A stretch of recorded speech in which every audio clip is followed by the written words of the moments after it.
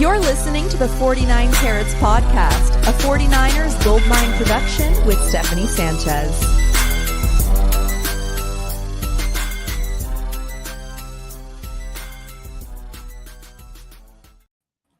What's going on, everyone? Welcome to another edition of the 49 Carats Podcast. I'm your host, Steph. It is Monday, August 25th. We are less than 24 hours away here from the 49ers and all the NFL teams' final roster cuts down to 53 men on their rosters. And so, as you can imagine, there's a lot of hustle and bustle around the NFL right now. We're already getting some of the releases happening across the NFL. We're hearing about trade news. We're getting last-minute contract extensions for like Trey Hendrickson, and then you got Terry McLaurin. We still haven't heard anything about Jawan Jennings. I don't know if he'll be as lucky, but as always on a Monday, I've got Weston here. We've got a fun show ahead. Weston, how you doing? I'm good. Hopefully I'm doing better than our audio tests as we were coming in this evening, but I'm good. I'm glad to, the season's upon us. I'm excited to put that foot forward and get closer to that. But my comment will be the way the 49ers are going with injuries right now, they need to find a way to convince the NFL that they should be able to carry 65 people on the active roster, not 53, because they need depth. They need depth. Indeed, they do. And Weston, I think that's a perfect place to start right now because with all the different cuts that are happening and all the different moves, we're hearing things, right? So I think one thing we heard today was that Jakobi Meyers, wide receiver for the Raiders, he's been there for a few years now, formerly of the Patriots. He apparently has requested a trade. Now, this same report from Ian Rappaport does go on to say that the team has no plans to trade him. But if you maybe we're following the tea leaves here, but also today, the Raiders signed a free agent wide receiver, Amari Cooper. And that's not just any free agent wide receiver. Yes, I know he's older now and whatnot, but I mean, that feels pretty somewhat significant. So I don't know. Are you buying this that the Raiders are not looking to shop Jakobi Meyers? And if they are interested in shopping him, the 49ers need to be on the line, right? I'll go backwards. Yes, they need to be on the line. Jakobi Meyers is a heck of a football player. He is like the definition of consistent. I don't care if you watch games or if you're just a fantasy football person, the dude just shows up, right? Shows up in the game, somehow shows up in your fantasy starting lineup all season long, and you can't get him out. He's super consistent. He's super slick on third downs. He's like a quarterback's best friend. So, yes, the 49ers should absolutely be in line. I don't buy that the Raiders are not shopping him. I think there are 15 guys in the National Football League that are hands-off possessions of their teams right now. And Jakobi Meyers is not one of those. I think the statement says you better come with something strong because he is somebody who commands target shares. And, hey, we just brought in this new head coach, new quarterback, new owner. We're looking to compete in the AFC West. He's a part of that. But we'll move him. It's just the price has got to – you're not coming in and you're not getting Jakobi Meyers for a 6th-round pick right now. You're not. Even if that's the value or you're too close to the season, it's got to be something that moves the needle. So I don't buy. I am selling that they are not sellers of Jakobi Meyers. I just think it's got to be the right price. And injuries, drama, everything at the position right now for the San Francisco 49ers says you should probably be more than kicking the tires on your former Bay neighbor. Steph, your volume went out. Oh, you know what? That's because I was muted. That was the technical issue that time. Yeah. It's Monday, baby. That time was on me. Interesting enough, Jakobi Meyers and the 49ers have tried to make a move for Jakobi Meyers in the past.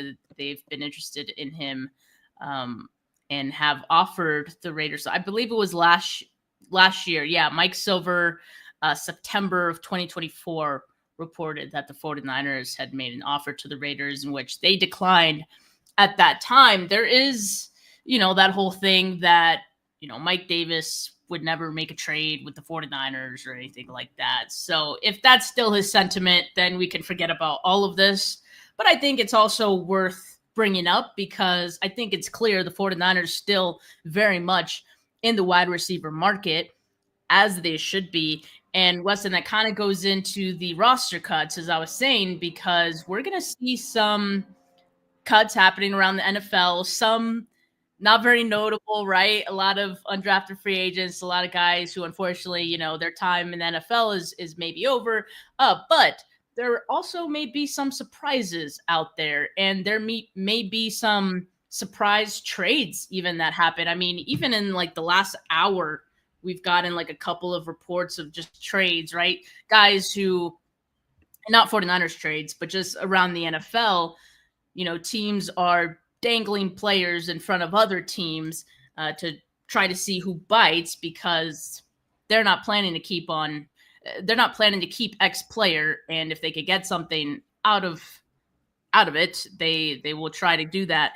So maybe the 49ers look to make another trade. They already got Sky Moore, but maybe they wait to see what happens with roster cuts and wait to see who becomes available at that time. I don't know if there's really anyone out there right now that I'd be super interested in. The only one I've seen as far as wide receivers go is Jackson Meeks from the Lions. He was a late round pick and was one of my favorite draft crushes as far as like late round picks go, leading up to the draft. And if you guys ever tuned in to my 49K Draft Club series leading up to the draft, he was one of the players that we talked about. He was from Syracuse, and I like his game, so I really wouldn't be mad if they brought in Jackson Meeks. He was also one of the best performers in the preseason for the Lions, so that one I was a little surprised by, but a team that's deep at wide receivers. So we could see that, though, across the NFL, just guys who are in a situation where their wide receiver rooms are packed and their teams are going to let them go. It happens every year, right? Not just wide receiver, other positions, might come available that we weren't even thinking about. I think this is just a glaring and obvious hole, not to be redundant, but injuries, drama, right? There's a lot going on at the position for the team. So I think they need to be serious. The truth is, Amari Cooper being gone, there's no marquee names out there that you think like truly make your football team significantly better.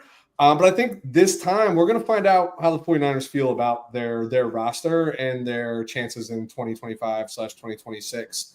Because I think if you're really serious about filling a gap right now, you probably got to make some trades, right? And the 49ers have already done that. And, Brian, with Robinson, with Sky Moore, like these are, they're trying to improve the roster. Do you continue down that, knowing that you had an exodus, knowing that you're going to be flush with compensatory picks, knowing that you have a bunch of draft picks waiting in the arsenal late rounds? Like, are you making the move, or are you finding able bodies to get through the first couple of weeks of the season? To me, that's going to be really telling of like what the 49er brass truly believes their chances to be this season. My gut tells me, we probably won't see anything significant. We're going to see roster spots filled out, right? They're going to cut some people. They're going to go find. And this is what's cool when you get new coaches in, right? Because it's like all of a sudden, maybe on the defensive side of the ball, Sal's going to be like, no, we got to have that guy, or a position coach is like, hey, that guy's available. We need to be serious about that. I think he knows the system. So this is kind of like a cool time to see. Like, unfortunately, it is a time where a lot of careers come to an end. For the season and sometimes for their career, but it's always fun to watch the guys get bounced from one roster and then get picked up by somebody else who believes them, like literally in less than 48 hours after the roster churn. So there's just nobody. And right now there's no writing on the wall that says somebody significant is going to become this cap casualty, this close to the season that is going to make the 49ers that much better of a football team. Amari Cooper could have been that given what was going on. Jacoby Myers could absolutely be that, given I would rather have Jacoby Myers than Amari Cooper, if I'm being 100% honest. Just think he absolutely fits the brand of football the 49ers want to play. So I'm rambling at this point. I'll stop so we can get to the next point. I just don't see anybody out there that anybody that's listening right now is going to wake up tomorrow morning and be like, woo, glad we got that guy on the roster. Super excited. Exactly. Yeah. I think at this point, the 49ers are just, for anyone that they maybe pick up after waivers or something like that, it's going to be a depth guy that makes their practice squad, For sure. So, but with that, let's talk about another move that the 49ers made, right? Brian Robinson. We hadn't talked about that on the show yet, so I wanted to just, touch on that really quickly. So the 49ers traded for running back Brian Robinson Jr. Via trade with the Washington Commanders. And the good news is the 49ers gave up a 6th-round pick, but the 49ers have 2 6th-round picks for next year's draft. They're sending over the later 6th-round pick of the 2, which I think is even better for the 49ers. That's great value, all things considered. And you see here on the right, Weston, there's already some, roster moves happening already, guys getting released. Nothing very notable there except for, Carter Bradley and Tanner Mordecai, if you guys were interested in that at all. But that goes along with my projection that the 49ers are going to move forward with 2 quarterbacks, Purdy and Jones, on their roster. But Brian Robinson is a big deal, I think, especially because Weston, Kyle Shanahan himself said, he's going to be the RB2 of this team. You don't make the trade unless you're absolutely confident that's going to take place. Here's what I love about Brian Robinson. We know he's a tough guy, right? We know he plays a physical brand of football, and we know what he went through to start his rookie year, not too dissimilar to our rookie last year, surviving gunshot wounds, right? And coming back rather quickly to play in the National Football League and be really productive. What was funny was as soon as the trade happened, I got 400 text messages all being like, what's up with Christian McCaffrey? Right? That's the first place your mind go. Yeah, that's the first place your mind goes to if you're not a fan of the team. Sure. I can't even lie. It's kind of where my mind went because we knew nothing about all we knew was that he was ready to go to start the season, and then we just never saw Christian McCaffrey, right? So I'm like, oh my God, is something lingering? You make this move. But RB2 for sure. What does this mean? It means a lot right now. I've seen a lot of love-hate for this trade. I'm going to go out on record and say, love it. Love everything about it. I'm not sold on Guerrero. We don't know what James is going to really look like right now, right? I was high on the Kiner kid. He's cut, injured, I thought he had a chance to make an impact on this roster just given reps, and he would have proven himself. Brian Robinson's a guy who's proven himself in the NFL, still young, still in a rookie contract, can still contribute. It's a pretty darn good pass catcher out of the backfield. Yeah, and to me, this takes a workload off of Christian McCaffrey, right? We don't need you to carry the ball 300 or touch the ball 350 times in the season. Maybe we can more confidently spell you. And oh, by the way, I'm hopeful Kyle Shanahan's, drawing some things up where CMC and B-Rob are on the field at the same exact time. That solves your wide receiver woe. I've argued that Christian McCaffrey could be the best wide receiver on this football team as of right now. It gives you, and maybe that's how you preserve his body a little bit, but still getting him reps and meaningful reps and meaningful touches just in a different way to support your quarterback. I'm not often moved by trades like this late in the offseason. You know what I mean? Because usually they come from a place of desperation, while the motivation in this was from desperation around injuries. Good result. Moves the needle for me and definitely makes this team a better football team by having him on the active roster every Sunday.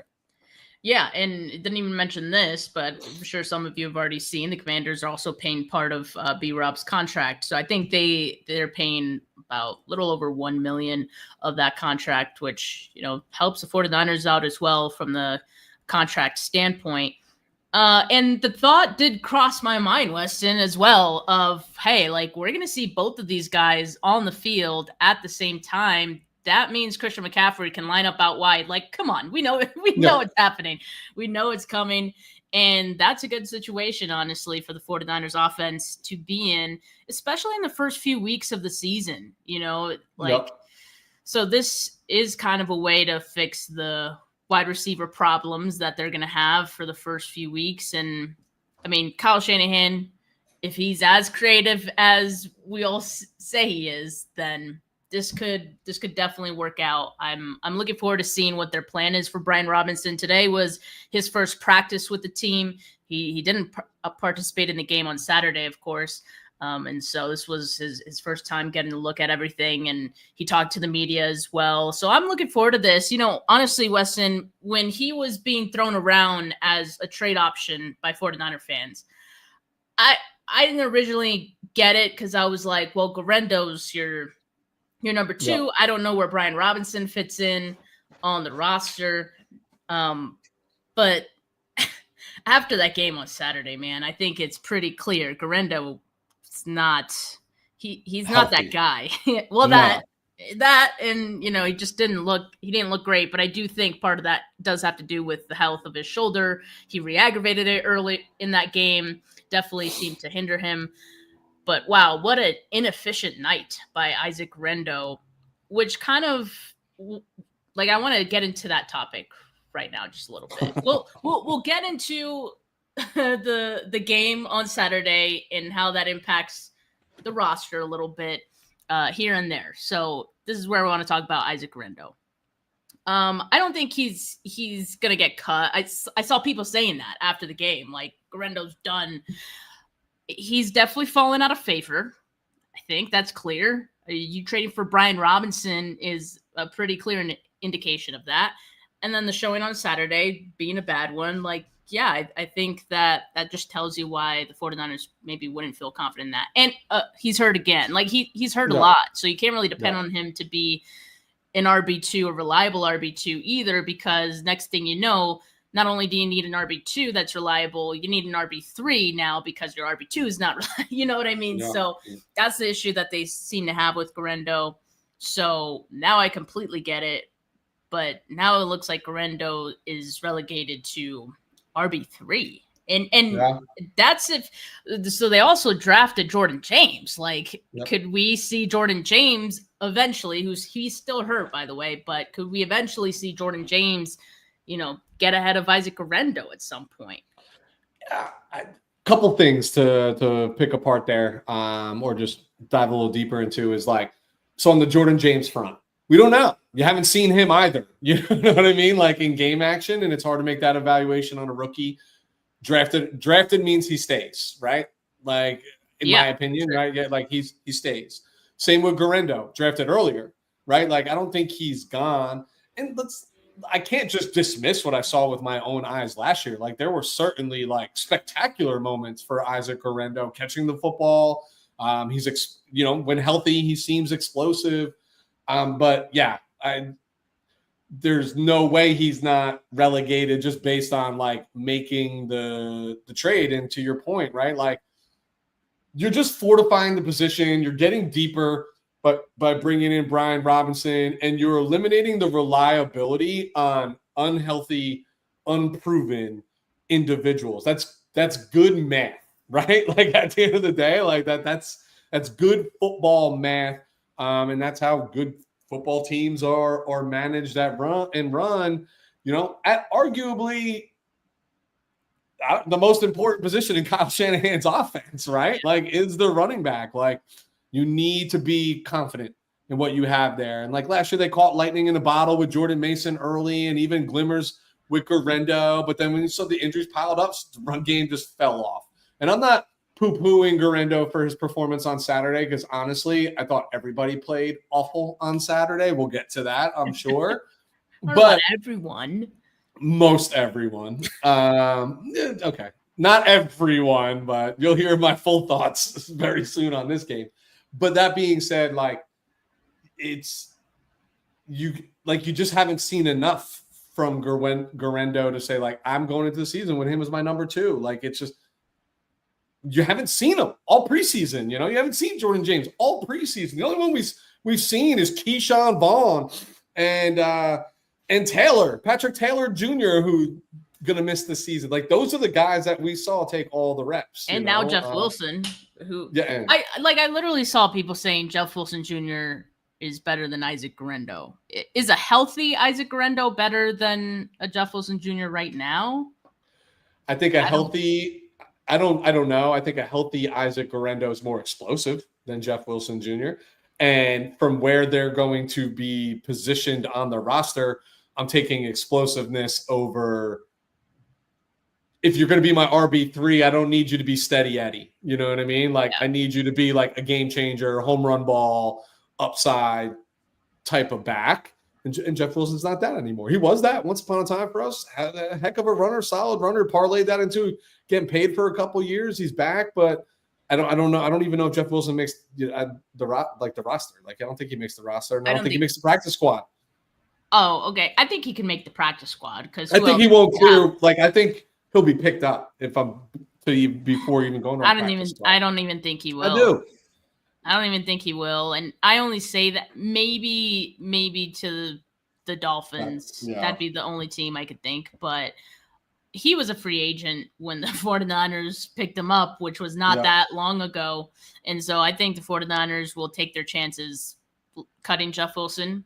And, they'd be open to keeping him on the practice squad. So running backs, McCaffrey, B-Rob, Isaac Guerrero, Jordan James, and that's assuming that Jordan James doesn't carry any injury designation at roster cut time. Like, they could always decide to put him on IR with a return designation, or just put him on IR, have him redshirt. I don't think that's necessary, and that'd be kind of weird if they did that. But, teams have weird ways of manipulating the cut down to 53 and making it work. I'd keep Jordan James and then cut Jeff Wilson Jr. and welcome to the practice squad if he makes it there. Yeah. Are you seeing this? Kenny Pickett getting traded to the Raiders? Yeah. There's a couple. That's what I was saying. Like, since we went live, there were like two trades that happened. It's like weird. The other one was Nekai Blackman of the Colts. Oh, yeah. Or no, yeah. From the Colts traded for him. Okay. So trades happening. Right. I'm telling you, man. I'm telling you, it's getting active. It's getting active out there. But speaking of getting active, the 49ers are in the midst of all this, preparing for week 1. And we do have some news, some practice news on some guys. The good news is several players were back at practice today. Mykel Williams, CJ West, safety Richie Grant, corner Fabian Moreau, quarterback Mac Jones, offensive lineman Ben Barch.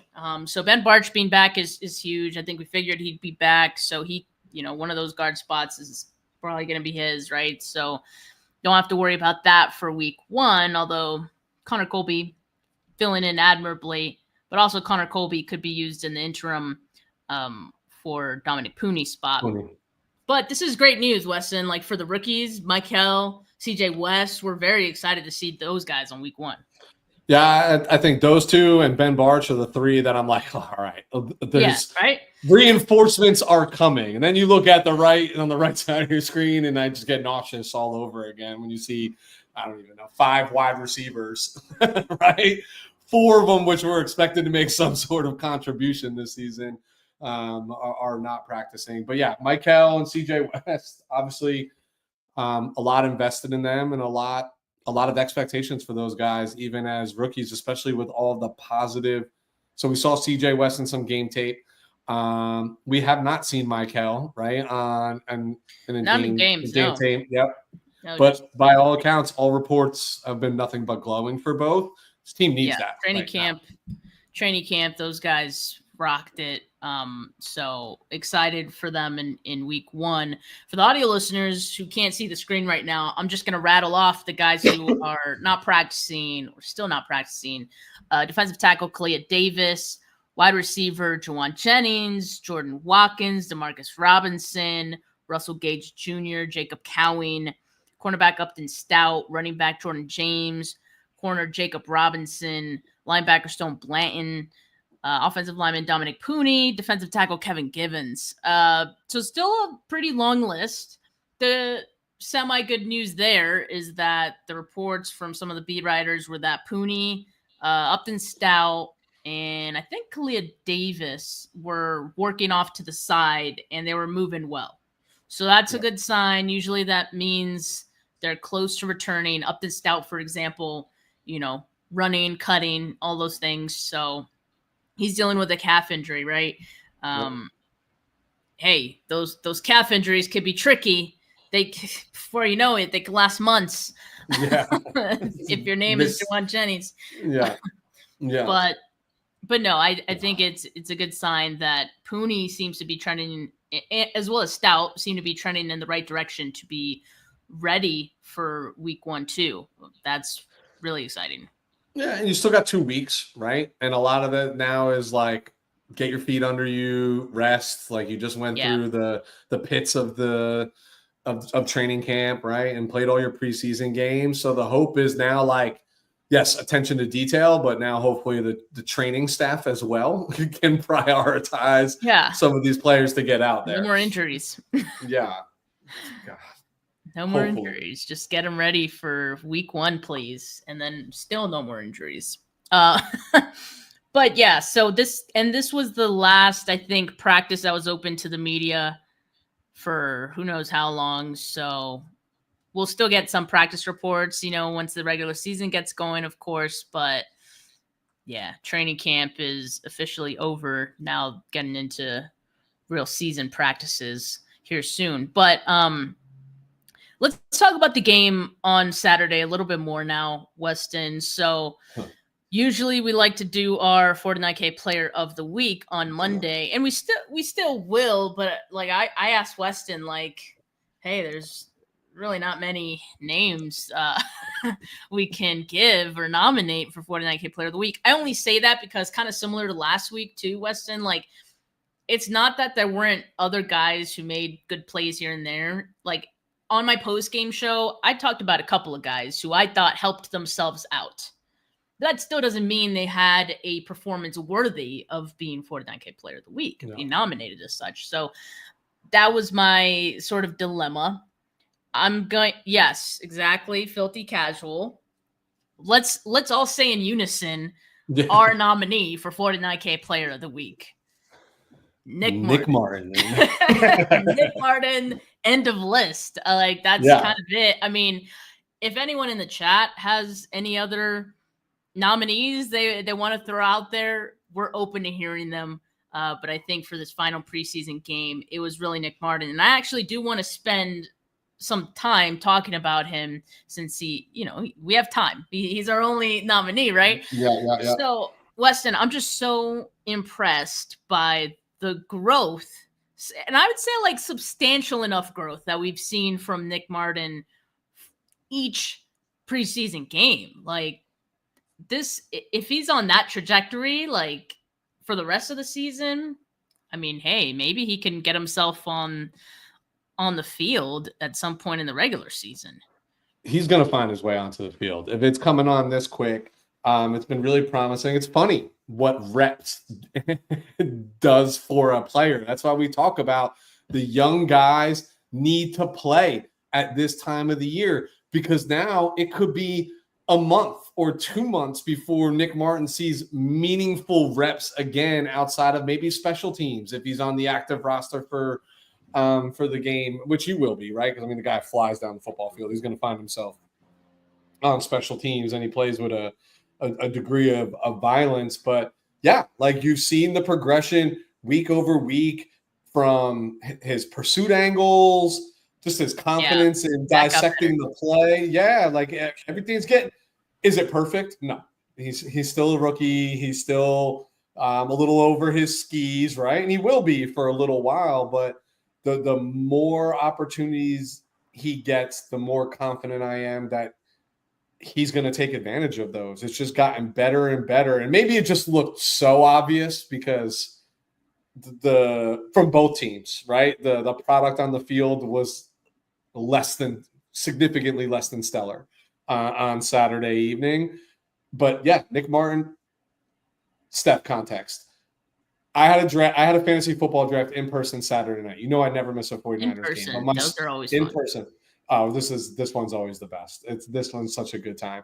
But in any case, my son was like, I want to watch the game with you. I want to watch the game with you. So I was like, all right, cool. I have NFL Plus, whatever. We'll watch it tomorrow morning, Sunday morning, first thing in the morning. So we wake up super early. We go to watch the game. NFL Plus's broadcast isn't even doing the actual TV broadcast. It's only doing the condensed game version, which is 38 minutes to watch the entire game. That was one of the most painful 38 minutes of my life. Like, I can't even imagine how I would have felt watching the entire game broadcast. 8 punts in the first quarter. Like, what are we doing here? Right? Like, on Kyle Shanahan and Jim Harbaugh run offenses. Like, what are we doing here? In any case, back to Nick Martin, because this segment's about Nick Martin. I just, it's hard for me to fathom he doesn't find a way onto the football field and push D Winters for playing time. They are eerily similar to one another. It might be who's the hot hand in practice, right? Who's the least injured going into the week, because they both play super physical, right? Like we saw it with D Winters last year, with some injuries creep up the way that you play. I super pleased with the progression of Nick Martin. I still think, obviously D Winters has the edge, but I think in season 2, D Winters will remain having the edge unless, of course, like you mentioned, there's an injury to Winters, which is always a possibility, especially with this team. And I'm going to knock on wood to that. But, Weston, I think it's more likely that if Nick Martin does make his way on the field, it would be over Luke Gifford. Luke Gifford's that LB3 right now.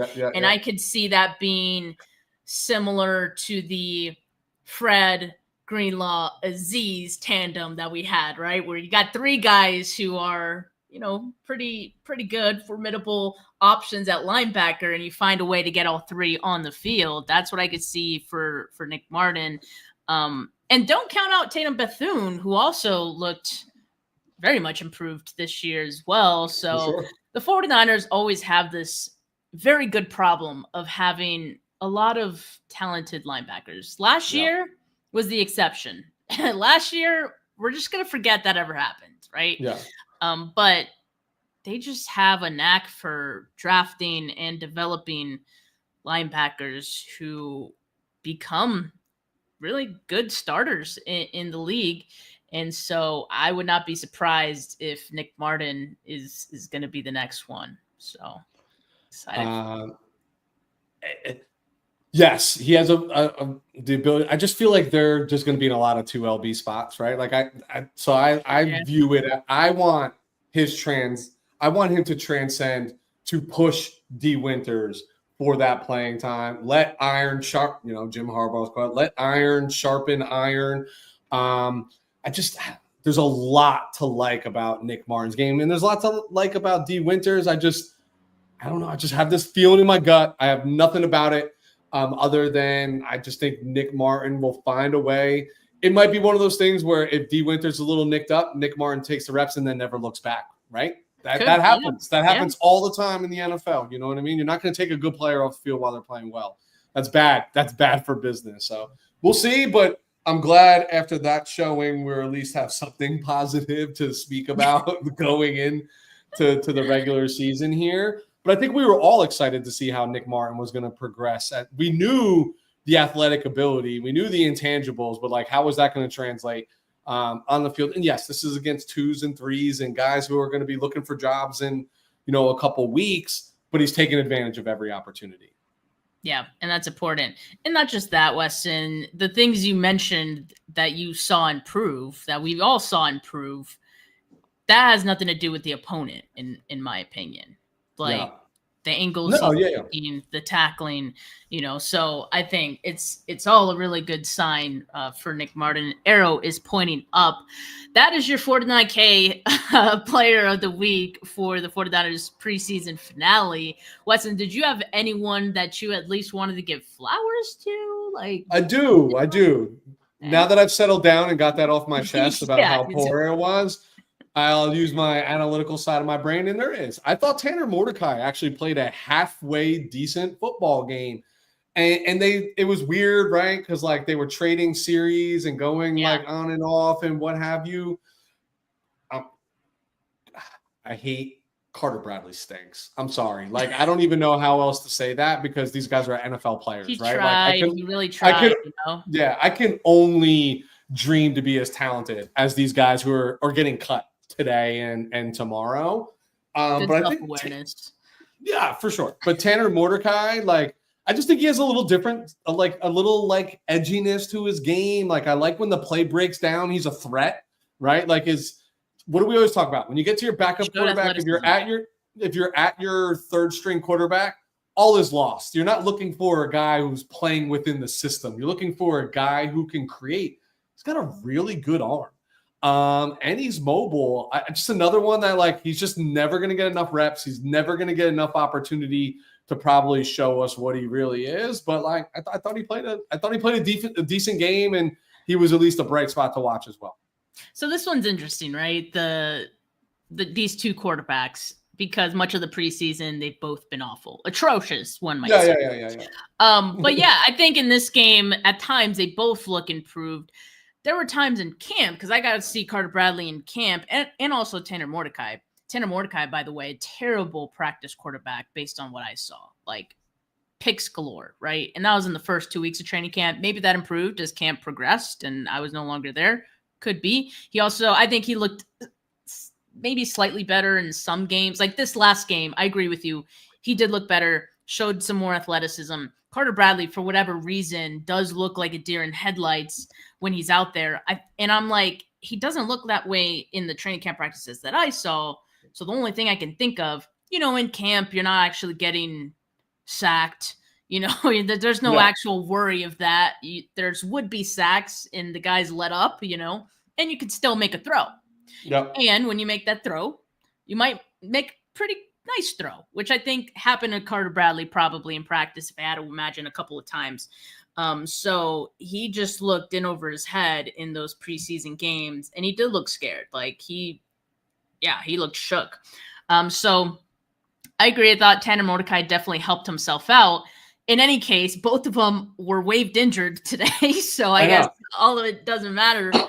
But I wouldn't be surprised if the 49ers at some point brought Tanner Mordecai back, like when he's healthy, sign him to the practice squad or something like that.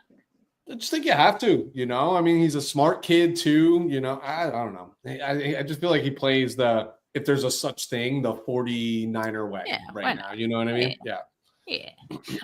You got anybody? Speaking of, well, no, just really quickly, I want to say this. Speaking of, like, with cuts happening around the NFL, right?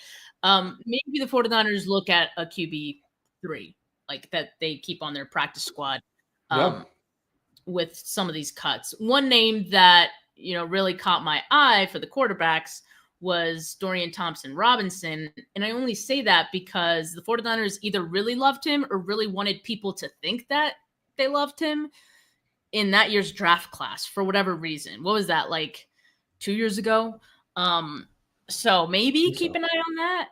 And again, it might have just been them trying to make it seem like they were interested in him and they really weren't. They met with him a ton that draft class, that draft season. So who knows? Maybe that's someone. But as far as who I would nominate, not nominate, but just give flowers to, Drew Moss. I mean, every time Drew Moss is in the game and he fills in for Nick Zakel, you almost notice right away just the difference in the blocking. Like, come on. Drew Moss, I think, is a guy who is potentially in danger of getting cut, and I think he's going to get poached. That's what I think is going to happen. Do you notice Drew Moss at all, Weston?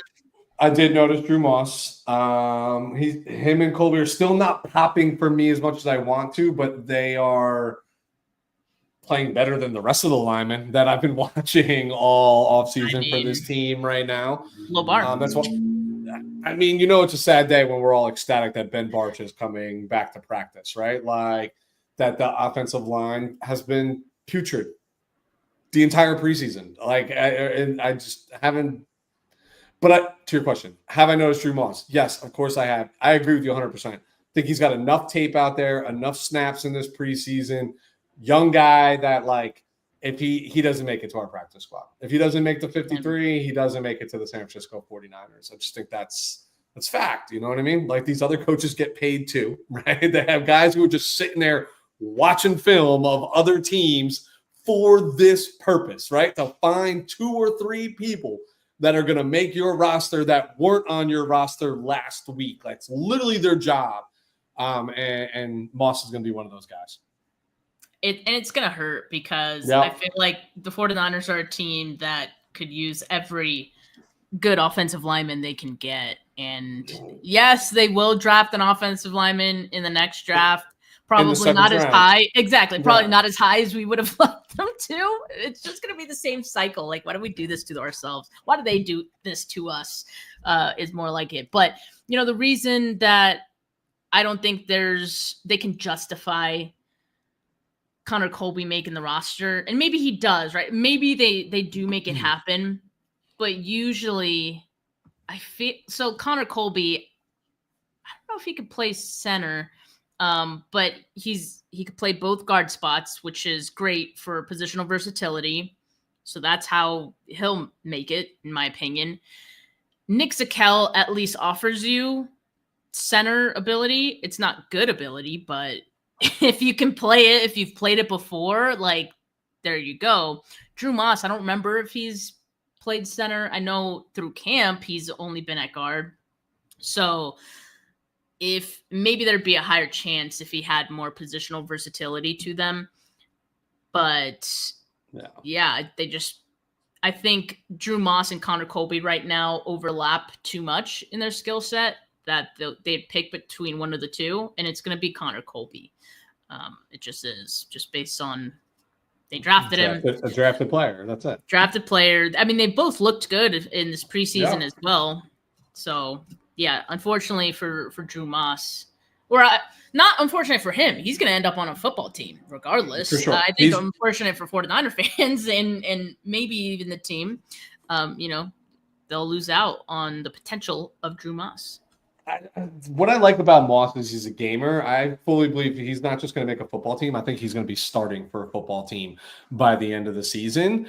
I just think he makes that kind of impression. Another one that is getting better with reps and with time and with exposure to NFL defensive tackles and defensive linemen. Like, takes a little time to get used to. The truth of the matter is it's not going to be for the San Francisco 49ers. And I think, Steph, to your point, that's painful because you'll probably, we'll be looking across the league week 13, week 14, checking what's going on. And we're going to be like, look at this freaking guy starting over here. And we couldn't even find a way to get him onto our 53 with as bad and as this offensive line is right now, This they can't has run happened. The football, Steph, in the preseason. I know that not run the football. That's a serious concern. And granted, we haven't seen Trent Williams out there and the starting offensive line entirely out there at the same time. I'll just chalk it up to it being that, but I am pretty concerned for the run blocking right now. Thank God you have Christian McCaffrey, because otherwise, geez, it's bad. Maybe that's why they went and got Brian Robinson, because they're looking at this line like that. I don't care if it's Christian McCaffrey. I don't care if it's Jesus Christ himself in the backfield. I don't know where the hole is. You know what I mean? Like, what are you going to find? Like, oh no, not even Jesus Christ could get yards on this offensive line. That's not good. It's not good. It's not. You know what I mean? Like, I don't know. It just I'm like, it's the first time that I think I've really been this critical about them not addressing the offensive line, because this is the most glaringly obvious it's been, right? They've been able to overcome it through scheme. Don't know if they are this time. I'll wait. I'll reserve judgment until week 1, because 49ers have this weird way. Like, their offensive line always looks like crap in the preseason. Like, it almost always does. And then the season comes along and they'll get better. The fact that there's so many returning starters, usually that's good, because you don't have to wait for it to gel. So Pooney's going to be back. You have Trent Williams there. I'm hoping for the best. Hoping and praying. But what I was going to say is the 49ers have had many instances where they have cut an offensive lineman that, the fan base really wants them to keep, and they get poached. And most of the time, those players end up getting forgotten about or cut again by whichever team. Like I just remember Donovan West? Oh, yeah. Deep cut, right? At this point, it's a deep cut. It was a few years ago that we were all on the Donovan West train, and why would the 49ers let him go? Well, I mean, I just saw he got cut today, So you win some, you lose some. Let's just hope for Drew Moss, the 49ers can find a way to keep him around, and he's one of the good ones. Weston, is there anyone that you wanted to put on notice? Because I think this is a good segue to the roster bubble talk that we'll end our show here on. This hurts so much. Does it? Jair Brown. Oh, that's not who I thought you were going to say. I thought you were going to say. Oh, I know. Yeah, I know. I had to throw a curveball in here. Okay, yeah. I think the ship has sailed on the Jair Brown experiment for the San Francisco 49ers. I've been a big supporter of Tig, and I think I do still think he is capable of bouncing back, but he has not maximized his opportunities. The touchdown given up in that game, dude was in position. I don't even know what he was doing. Like I literally have no justification. Like you were right there. How do you not make a play on the ball as a third round draft pick? Theme. And I can't make an excuse for it anymore. You played yourself out of the opportunity, unfortunately. He's been getting a lot of reps. Those safeties have played a lot of football in the preseason. He got a ton of reps. He absolutely did. I think him being a starter, like those days are behind him, obviously. There were like reports, right, that the 49ers were wanting to trade Jair Brown. I don't know if they'll have any luck doing that. But he's making his 53, Yeah. So unless they find a safety somewhere. And also, you have Malik Mustafa who's still hurt. Richie Grant just came back today, so maybe they feel less like they have to keep Jair Brown. But I still think he has to make this roster just because of, at least until Mustafa comes back. I mean, he makes the team, but the experiment. I've been lobbying he's the not starters should be him and Siegel in the start of the season. I can't make that. I can't justify that right now. Yeah, I unfortunately agree. It almost felt throughout this preseason, at least, it's felt Ambry Thomas-esque in that a player who is in position, but it doesn't matter. Like nothing happened. They didn't do anything about it. They're there, but they just can't seem to make it matter. I think for Jair Brown, like there's been a couple of plays, big ones, like the Brock Bowers catch. Yep. Deep downfield. That was a big one where he just mistimed his jump. This one on Saturday, mistimed his jump. He was right there. That wasn't like his full assignment, right? I think Marquez Siegel had some responsibility there as well. For sure. Let the receiver over the top there. But in any case, I think I agree. Siegel's going to get the benefit of the doubt. He's a rookie. He has the room to grow. We just haven't seen that growth from Jair Brown. Can't justify him, being a starter for this team, unfortunately. So sorry, one of the dogs just came barreling in. He's got some words for Jair Brown as well. Well, this is my old guy. He's been watching a lot of football with me. He's pissed off too. Don't worry. Either that, or he came to join my segment on Jake Moody and being put on notice. Look, I feel like we've done this exact segment several times, Weston, where we're putting Jake Moody on notice. I think this time feels like the closest we've been to that actually happening. And I only say that because if you look at the faces of Kyle Shanahan and Brant Boyer, I don't know if you saw it, Weston, in the condensed version. I did they not. Probably didn't see that, right? I've seen clips because of it. Yeah. Because I know the condensed version's like it's literally play ends. Boom, boom. Yeah. Next one. I love that. But yeah, I mean the faces of Kyle Shanahan and then Brant Boyer, you kind of just see him walk right past Jake Moody, looking down, doesn't want to look at him, like clear as day. So I think they're done with him. I understand what Kyle Shanahan said after the game in the presser, but as long as he's on the team, like, you're not gonna poo-poo him. Exactly.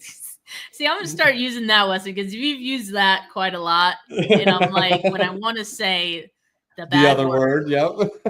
Keep it kids friendly here. You can't poo-poo him on, to the media while he's still on the team, especially if, like, who knows, maybe they'd want to trade him to another. I don't know, just for whatever reason, you don't want to do that. But here's what I think is going to happen.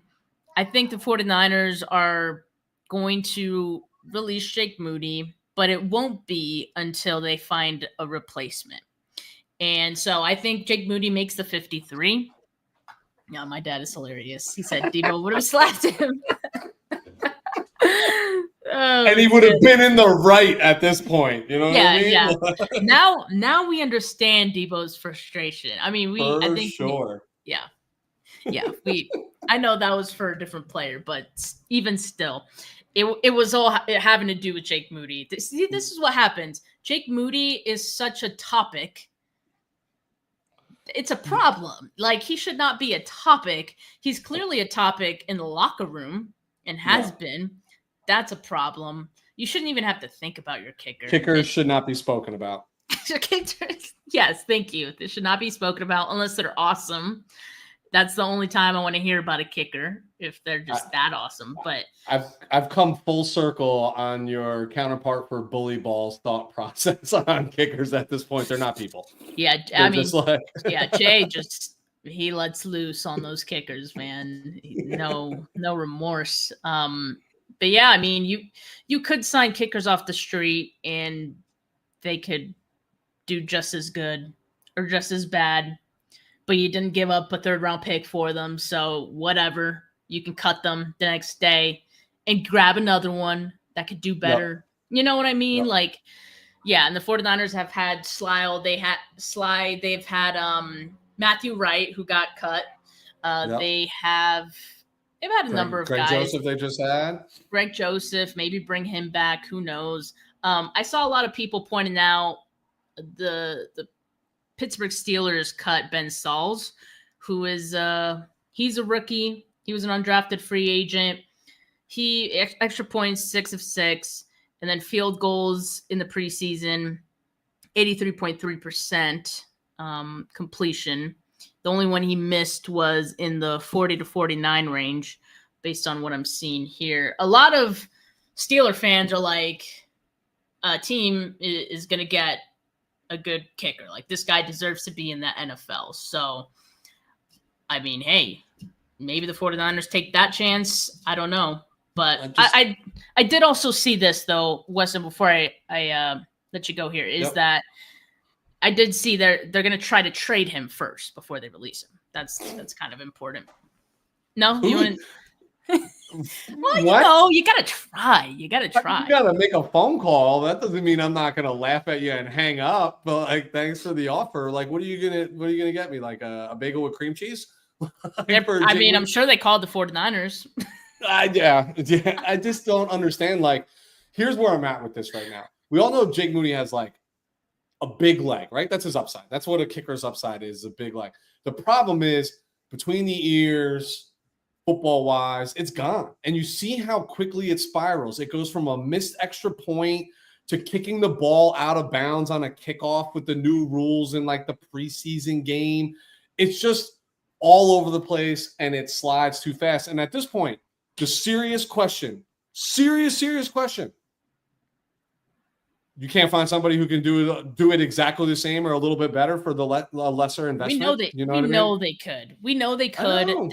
They haven't been ready to admit their mistake yet. Are they ready? Are they ready yet? This is the time.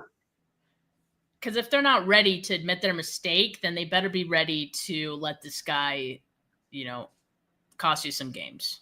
If you can't admit to the mistake, you better stand right dead center in front of that microphone when you're asked a question as to why is this kicker still on your roster when he just cost you a game. Yeah. And I don't mean missing a game-winning field goal is not costing a game, right? It's a really hard position. It's the body of work throughout the game that is also a problem leading to those moments, We all were hopeful that after the Raiders game, it was going to turn a little bit because yes, he missed a 50-yard field goal. Can't penalize a guy for that, right? Every kicker in the NFL misses 50-yard field goals. The Hall of Fame kickers miss 50-yard field goals, and he compiled it together. But then literally immediately following next game, straight down the toilet. I just don't understand. Yeah.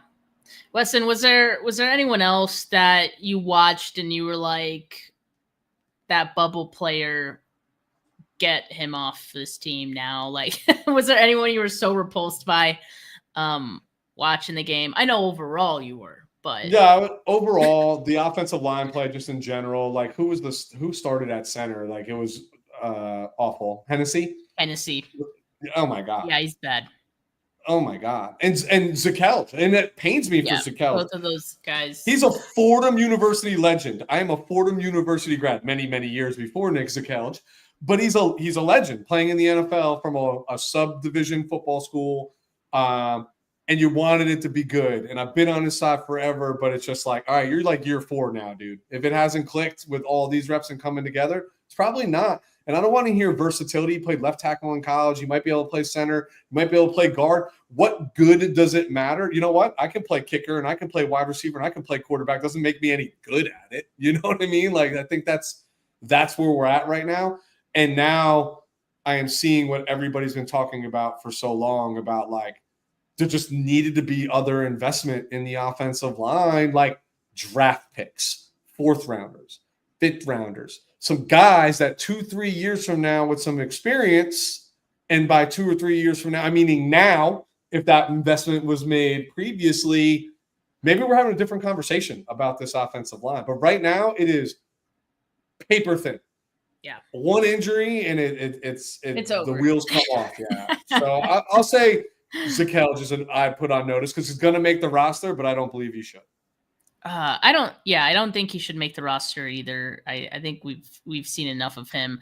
Another guy, Junior Bergen, I think obviously with the Sky Moore trade, his time was numbered, or his days were numbered as well with the 49ers. I still think maybe they keep him on the practice squad, but yeah, I mean, the muffed punt, pretty bad. That'll do it. in addition to Sky Moore coming in and pretty much taking your job. So if he unfortunately doesn't offer any other value besides special teams, and if you're muffing punts, then I think you're gonna have to go. I was bummed about Jacob Robinson getting hurt because I would have loved to see Jacob Robinson make the practice squad. Although maybe the fact that he's hurt makes it so he doesn't get poached, because I do think he has a possibility for getting poached too. Well, I think that's the same with Junior Bergen. Like, I think he has a very realistic shot to make the practice squad if the 49ers are interested. Not so great preseason, undrafted player, subdivision football, right? Like, I think there's a chance he can stick around, and it's hard because you look at his accolades. You right? Like, subdivisions, like the Devin Hester of subdivision football in the return game, and where have we been so bad? But yeah, the writing's on the wall when it's duplicative, because that's what Sky Moore is supposed to do well, even though I don't care about that trade even a little bit. I don't think it makes us team any better. I mean, he's just not – he was supposed to be – he just doesn't look explosive. Like, he was explosive his rookie year when the ball was in his hand. He doesn't look like that guy, so we'll see. We'll see. But, yeah, Junior Bergen. I think Sky Moore just needs to stop dancing on the field. You get the ball, just – turn on the turbos, that's it. Just go. All right, before we get out of here, just a couple of things to know for roster cutdown day. all teams have to be down to 53 players by tomorrow, 1 p.m. Pacific. For those of you, the majority of you who are probably on Pacific time, right?